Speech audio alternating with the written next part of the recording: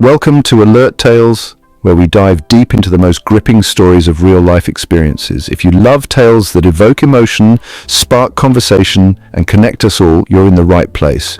Don't forget to hit that subscribe button and join our community for more captivating stories that will keep you on the edge of your seat. My ex-girlfriend wants to get back to me after I got a job. I dated this girl for 14 months, and at that time, I was struggling with getting a good job. I used to have some online gigs which gave me a little cash, but it was not enough to have a good life. I made ends meet as much as I can. I took her out a couple of times a week, but it was not enough for her.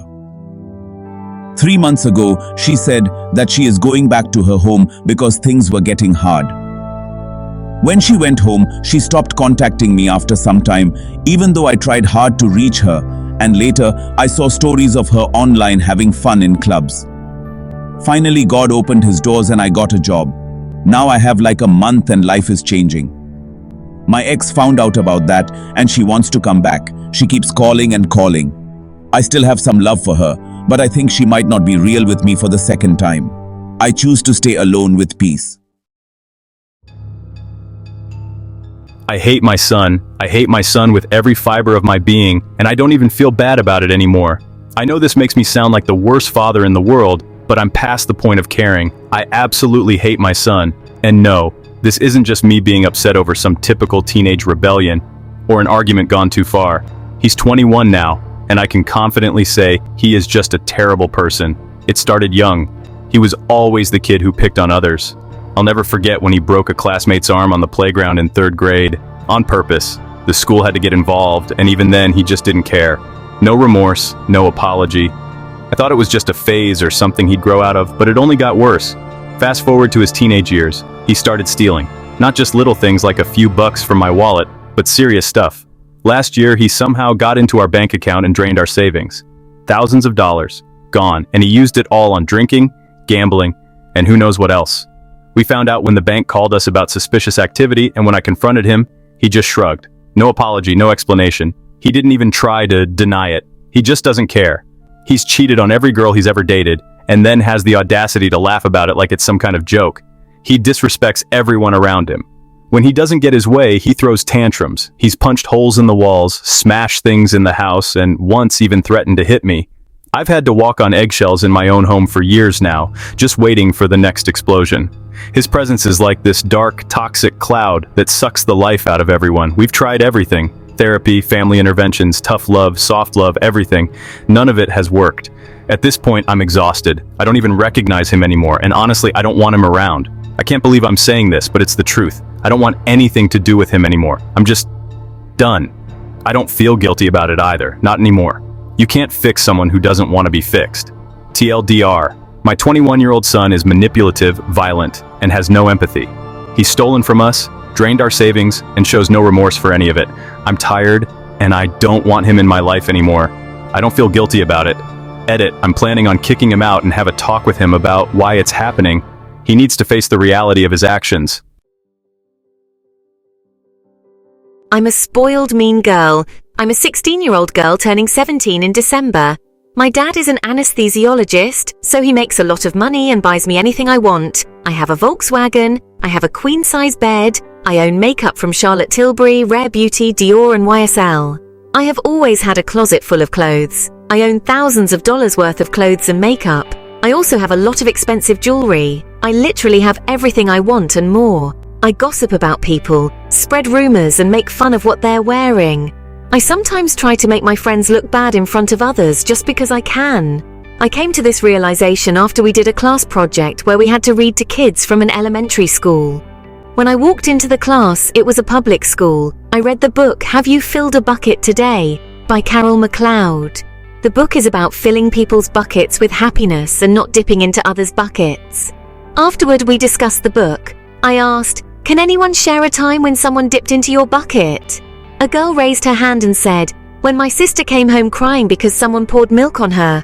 Then I realized she was the sister of a girl I had relentlessly bullied. I had poured milk on her. After that, I went home and cried. I realized how much damage I have done.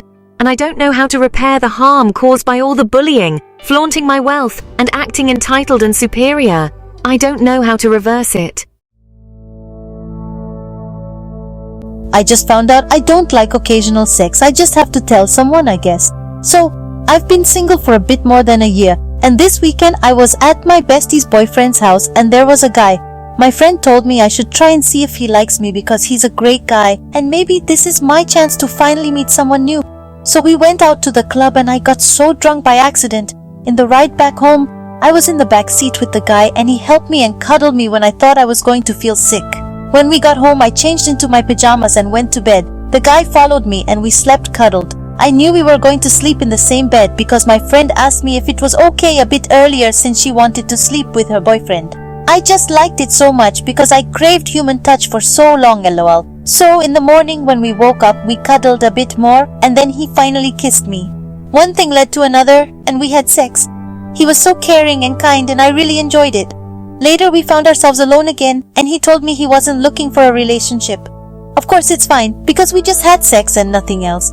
It's not like we dated or something, but I still felt so sad. I guess I had hoped he wanted to get to know me, or maybe I just view sex as a more intimate thing than just sex. But now I kind of feel empty. I really want a relationship and I really crave human touch again. Sorry for my broken English, it's not my first language. I terminated my pregnancy. I, a 26-year-old female, just terminated my 9-week pregnancy. The medicated abortion happened yesterday, and it was the most painful experience I've ever had to go through. Now, I'm dealing with the emotional repercussions. I told the father a day after I found out, just as a courtesy to him as we were never truly dating, but seeing each other consistently, and I had begun falling in love with him. He was well aware of this. He instantly provided support, albeit a little apprehensive as I was sure upon starting this relationship I was infertile. Turns out, I'm not, obviously. I had made the decision to terminate before I even told him, since I am not in any position emotionally or financially to carry my first child to term. He agreed, we moved on and continued our weird relationship. We got into a major argument when I asked if he could help cover the cost. My insurance covered 70%, however. I did not immediately have the funds to pay for the pills the next day. He flipped out. I had only asked if it was possible. He took it as if I was expecting him to send it right away. I'll admit I was incredibly hurt that he would react that way, but apologized and told him I would drop it and that I would talk to him later. I didn't, however, and it has been 3 days since this argument. He knew I had the pills yesterday, but has not reached out to check on me. I am a stubborn person and don't want to reach out to him and admit, if any, defeat. I'm just incredibly hurt that someone who claimed to care about me so much can just ignore everything at the drop of a hat. I know it's the drastic drop in hormones that are affecting me at this point, 24 hours after termination, but I can't help but feel alone considering he doesn't even acknowledge me. I have extended time off work that he knows about to recover, thanks to the empathy of my manager.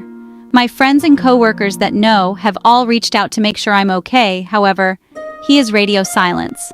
I'm just hurt at the end of the day.